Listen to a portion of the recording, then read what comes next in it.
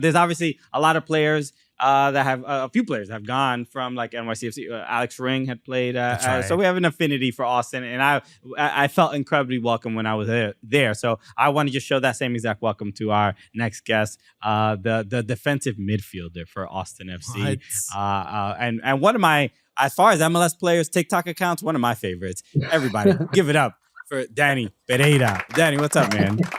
What's up, man? Thank you guys for having me. No doubt, bro. Bro, it's an honor to have you on the show, dude. Yeah, man. I want to just say that's when the staff at Austin reached out about, what player you want to have on? I was like, Dani Pereira, is he available? Yeah. Mainly because you I feel like this whole interview should be vertical video. I know, right? This interview should be Dani Pereira dancing. But no, I want to start there because when it comes to athletes being more comfortable expressing themselves online on TikTok, there's, we've seen it in different sports and different leagues and stuff like that, but there aren't really many MLS players specifically that are like, yo, I'm gonna be me, I'm gonna have a little fun, I'm gonna show you who I am. I'm gonna do a couple TikTok filters and play some of the games, I'm gonna dance a little bit, and you are one of those that does that. What is there, what makes you continue to do that? And then also, how much quote unquote negativity do you get from it, from your teammates or whatever? Yeah, you get roasted in the locker room. How much you gotta deal with it? Nah, dude, I don't get roasted at all. Mostly of the stuff I do is just like filters and stuff. I don't really take it that deep. I just be bored, I see it, and then I do it. I don't care about views, likes, or all that stuff. But I carry it from college. In college, I did do a lot of dumb stuff on TikTok that I had to delete. But then I got to the pros, and then my rookie year, I was low-key kind of into it. But then I was like, okay, I gotta separate it. So okay, nice. I mean, look, what is it about players? Like this was a real surprise to us when we started the show. We never played pro, so we didn't get. I remember the first player we spoke to was like, yeah, we train for like 4 hours a day, and then we have the rest of the day to ourselves. And I'm like, bro, you ain't posting enough if you got all day to yourself. Why do you think you express yourself so much more than other players?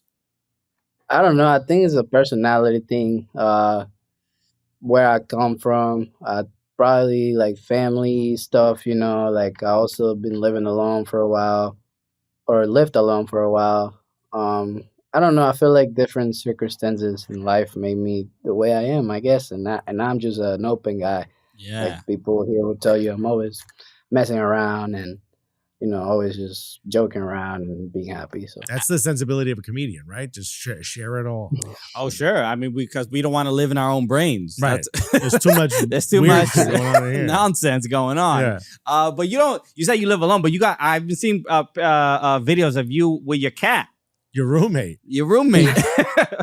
Are they paying rent too, or? He ain't paying nothing. He's running me down. That's what he's doing. What is this? No, that's my boy. Is this what's the cat's name? Mikey. Mikey. Okay. Where'd the name come from? Is it mean anything or Jordan? Mike Towers is a singer. Mike Towers. Mike Towers, of course. Yeah. Let's go. All right, un reggaetonero. I was gonna ask who's the best reggaetonero from Venezuela. Neutro, Cancerbero, but he's dead. He was so good. Damn, that casual. Yo, rest in peace to my guy. All right, yo, not too soon, my G. That's crazy. Yeah, he's dead, but he was good when he was alive. You should have seen it. Okay. That's amazing. What did you? There's a couple of live ones. So all right, good. Are there? Did you have pets growing up, or is this your first pet? Nah, I had a turtle. Yeah. I had 2 hamsters that ate each other. I swear to God. How you do that? I'm not even kidding. I had a parrot. And then that's it. I think I had a dog for a week.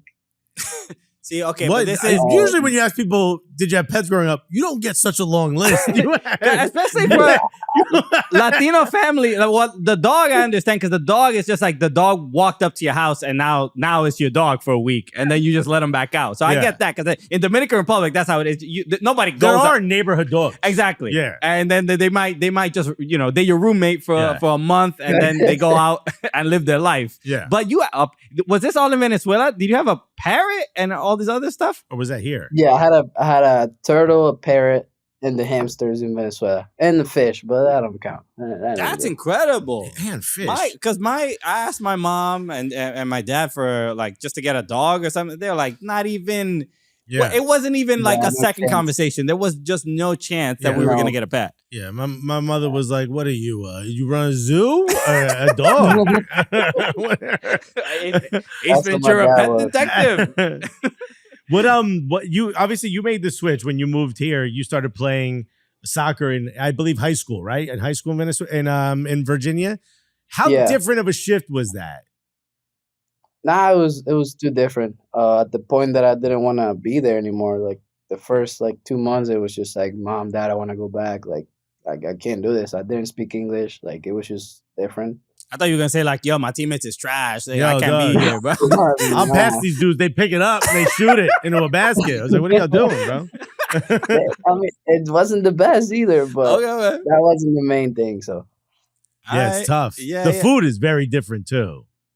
Oh, I'm sure at home you were eating fine. Yeah, at home, always my parents were cooking, so it was chill. I tried to explain it to my wife. My wife grew up here, but I was like, my grandmother didn't understand American food. Like if we would bring home pizza or McDonald's, she'd be like, espérate, let me get the arroz. It'd be a Big Mac, fries, rice and beans. My grandmother was like, that's a meal. You gotta have rice and beans. Are you gonna have your chicken nuggets? You can't nuts with no rice and beans. You crazy? These kids in America are nuts. I mean, the only person putting plátanos in a Big Mac was this guy. But there clearly is. It was the culture shock. Like was the bigger challenge, like just adjusting and obviously not knowing the language. Was it that? And what was the real difference in like the actual play that you noticed? Because obviously, us growing up here, and we talk about American soccer all the time, and even some people think like college soccer shouldn't exist, right? That it should be like they do in every other country. But what was your impression, and then going through it? I mean, growing up in a youth system in Venezuela to college here, what were the positives that came out of that path of going to college and then obviously becoming a pro in Major League Soccer?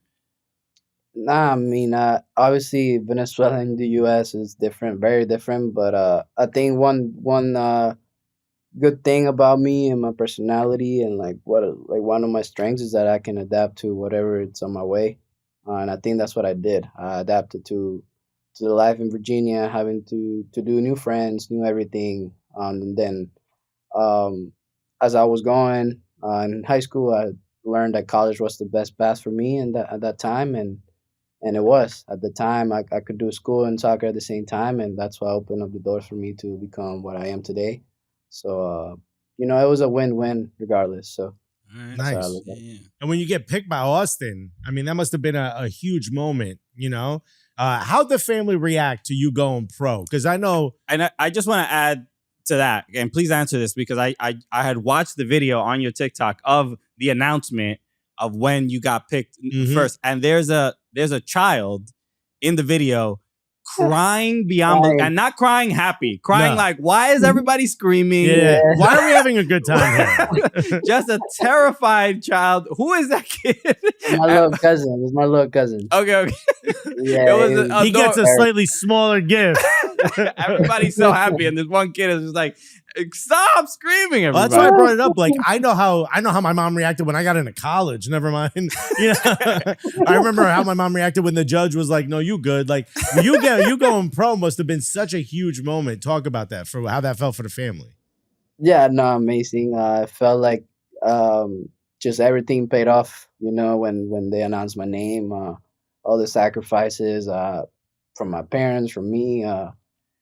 that we at that moment we knew we've done something good, and there was many things, good things coming along. So just very excited, very happy, very proud of everyone. How did you have to explain to some of the family of like, yeah, I'm a pro, But it's but I can't buy everybody a house. yeah. You know, gotta like take it easy. I play Major League Soccer. Yeah. I'm a rookie. It's not exactly Esto what no you. lotería. No, I mean it's different. Sometimes I feel like my family look at me differently, or like they like praise me more than they should, just because I'm a pro athlete. And like I play for the national team and stuff. But at the end of the day, I'm the same dumb kid that makes TikToks. Yeah. A lot of cousins coming out of the closet all of a sudden. You're like, I ain't seen you on that family tree at all, my guy. But I mean, such a achievement. Just very proud. A bunch of my family, my little cousins look up to me. Bunch of my families, like friends, kids, look up to me. So it's just very nice. No, it's That's great to awesome. see. I love the humility as well. I mean, we recently just spoke to Dana Castellanos of the women's national team as well, and she kind of spoke about the same thing of just what it means to see, especially when kids see Inspiring the next generation. other Venezuelan kids see those Venezuelan pros and stuff like that. That is an interesting part of just like that inspiration.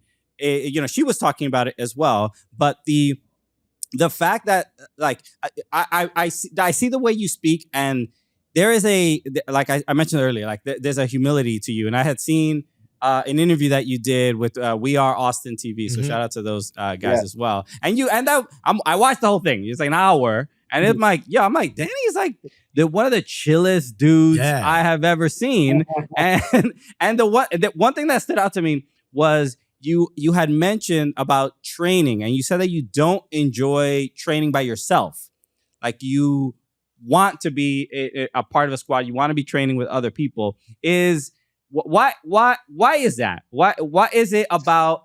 Is it like certain like exercises, like weightlifting, that you don't like doing? Or is it just boring? Or you don't want like kicking a ball off a wall? Or what specifically It's about literally that? a mix of both. Like me being by myself, like I can't even think of me going to the gym and just doing my own lift. Like that sounds crazy to me. And then like with the ball stuff, like I feel like it has to come from like a standard point. Like if you do it with a couple people, you see where the standard is. So you gotta try to raise it up a little bit. It's kind of gives you like where to start when you train. Okay. That's how I look at it. Like I hate the off season. Like I love the off season, but I hate it when it comes to like training and stuff.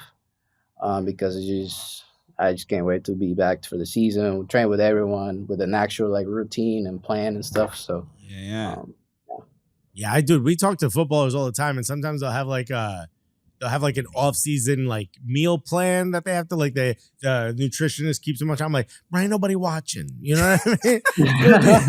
Just do a couple crunches the week before. Like you in good shape already.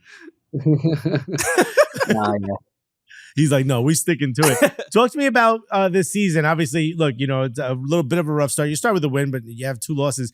Obviously, new coach. What are the vibes like down in the locker room? What are the vibes like amongst you guys and the other players?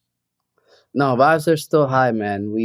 I think we're all coming into this game, into the season. We were all very excited about everything, like new coaching staff, new. Obviously, Roto got to do a bunch of signings, new players, just new ideas all around. So that's why we were all excited.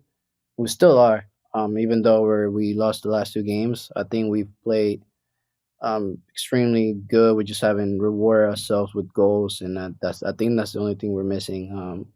Obviously, but the season's long. You win 2-3 games in this league, and it bumps you up in the standings. So we're ready for what's coming. We're excited. Can you talk? So my experience from going to the first game was, and I got to hang out with the supporters at like, I forgot the place, but it was like a brewery, and they all like You can this season, the first game? The first game, the first game of in the first season. Ever. Yeah. But Ever, and I know ever. they still hang out at this like brewery, like where they drum and stuff like that. I forgot the name of the place. Apologies, but the one thing that I took away from hanging out with the Austin FC supporters, which and shout out to them because it was my first time in Austin, and people were like, "Hey, Cooligans, Christian!" Like they knew who I was, and I'm like, I can't believe y'all didn't even have a team, and you already knew who I was. It was like it meant a lot. So it says a lot about the supporter culture in Austin. And one of my favorite things about it is how Latino it is, right? It is super Latino, and the Mexican influence and the chants, the songs. One of my favorite, and when I was first there, they have a chant that is similar to the Selena song "El Chico del Apartamento 512." And I was, and there's something, I don't know what it is. I'm just like, man, I wish we had this in New York. Like this is just a dope aspect. We gotta make a Bad Bunny chant. We gotta do something. So, Mike Towers. Mike Towers chant. There you go. So how do you feel about that, to have supporters, especially in Texas, where you don't necessarily think a soccer team in Texas is gonna sort of, who knows what it'll represent, like the white culture there, or the Mexican culture, or the different Latino heritage. Like, how do you feel about just having that kind of supporters group? Because it's a very unique one in Major League Soccer. No, I mean, I think we have the supporters that we have because we're the only pro team in Austin. I heard from before they always wanted a soccer team as well. Obviously, we have San Antonio, which is basketball, like the Spurs, but that's not in Austin, So I think us being the only pro team in the city, I think that's why we get so much support. Even from people that don't even know what's going on at the game, they just go because it's a great vibe, a great atmosphere, and for the people that do know what's going on, they're just so invested, so like railed in with everything, and we appreciate them. We try to show them love, doing events, and showing up after the game, saying hi. We try to win for them, and they're just as big as us. So they're a big part of this. So no, that's awesome. And I know he's technically not a supporter; he's an owner, but he hangs out with the supporters a lot. Have you gotten a chance to meet Matthew McConaughey? What's that like? Yeah, no, he's a character, man. He's funny. I haven't really gotten to have a full-on conversation with him because when he comes, he has to like do all this video stuff, talk to everyone. So, but he's great, obviously he's a great person, like actor. But he's chill, great supporter. Yeah, man, he'll jump in and start drumming and chanting. Yeah. Again, the first at the first game, he was like on the pitch by himself, screaming "Listos, verde" with the. I'm just like, what the hell? This is such an American thing. I'm like, why is Matthew McConaughey here doing this? And it's just so we're just so not used to it. But that's one of my favorite things about Austin FC. The supporter culture there is fantastic. As far as your play, what are things that how do you challenge yourself year in and year out? I mean, I think when I think of defensive midfielders, it's not always about goals or assists. It's not really about goals or assists. It's not really about the numbers themselves. So when you think of this is how I'm gonna improve my season, is it like I'm gonna get one good tackle on Messi? Is it gonna be like what's the barometer for Dani Pereira? Nah, I mean, this year I kind of switched up from being a 6 to an 8, so I'm like playing both still.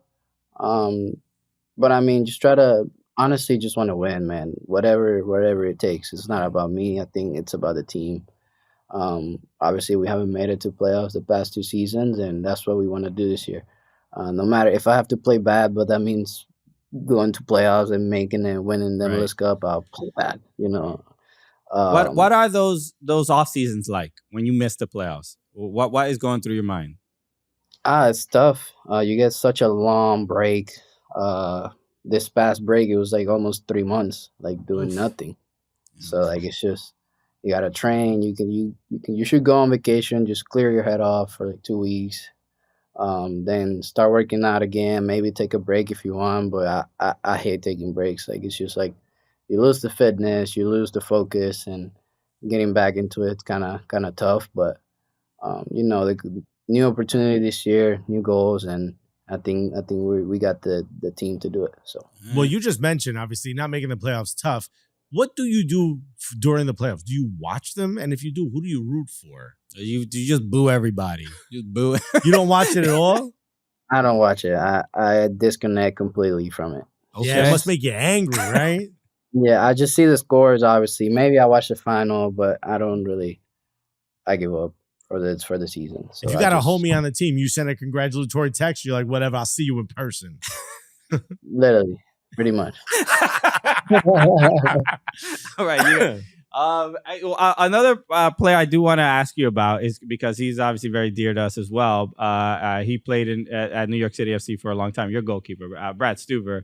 One thing he was for a long time. He was always obviously the backup goalkeeper in New York City, and but even as the backup, a beloved player. Everybody loves this guy, and not only just for what he did on the pitch, what he did off the field as well. His wife is amazing as well. Yeah. And I had seen I don't know, was it 2 years ago? There was like the Austin, like a charity award, like the player that did the most for charity, and you won it over Brad Stuver 1 year, and Stuver is like competing for the MLS charity guy of the year. And so you have made a little joke about like I won it over Brad, but can you talk about those contributions to the Austin community, and even that can get a little bit competitive of who is the most charitable at Austin? Nah, I mean that year I did do a bunch of so many like little events, just going with for ATX Foundation. Yeah. Just going to high schools and playing soccer with kids, giving them a talk, going to schools, not even to do anything about soccer, just talk about school, just a bunch of events, go to our partnerships and sign for people that come. I saw like, it wasn't one of my goals. I just won it because I did it so much. Yeah. But I also heard Brad has done he's won it like the past years, and I don't know, it was something cool to win. And obviously, it says a lot about the players in Austin that try to give out to the community as well. So what's interesting is that you got to do more. Yeah, it just feels like Dani hates being alone so much that he'd rather just be a good person. Yeah. You know what I mean? He'd rather just do so much charity because he hates being alone. Instead of texting like the homies, like, what you doing? He's texting schools like, y'all need anything right now? I'll come and play footy with the kids. I will inspire the youth. Yeah, and you need any inspiration right now? I've already seen every episode of Love is Blind. Last thing I also saw you had mentioned you're a big gamer. You was it Warzone that you play? I'm the best player in MLS at Warzone. Okay, you see, my man got the comment. All right, so I'm not, and I saw you also meant you don't play like FIFA or EAFC. That's not your game at all. Is it? What is it? I mean, I feel like every pro athlete, a soccer player, they play EAFC. So you might be one of the few that don't, right? Dude, you're not in Warzone. You're in that game. I don't know if you noticed. If I was in a game, I'd be playing that game. Dude, I know. I can play 2 games and then I'll get bored. All right. Makes sense. I don't know. I barely watch soccer. Like, I imagine playing on a video game. I can't. I get it. This is like like Ben White. Ben White from Arsenal says it's kind of the same thing. Like he doesn't really watch. He can't watch games too much of it. Yeah. So what is it? Warzone is the game? Yeah. Is it a first person shooter? Yeah. But is it a PC or is it a console? Yeah, I was gonna ask you. You do console or you do PC? PS5. All right. I was on PC, but I went back to PS5. All right. So Austin is on the road. Is one person designated as the PS5 guy and then everyone hang out in their room and do competitions? Or are you by yourself playing this game being like, yo, y'all too weak for me? In the headset, fighting, arguing with 12-year-olds. I by myself. That's how good I am. And I don't even care about what anyone has to say. I would take anyone on this game, I swear to God.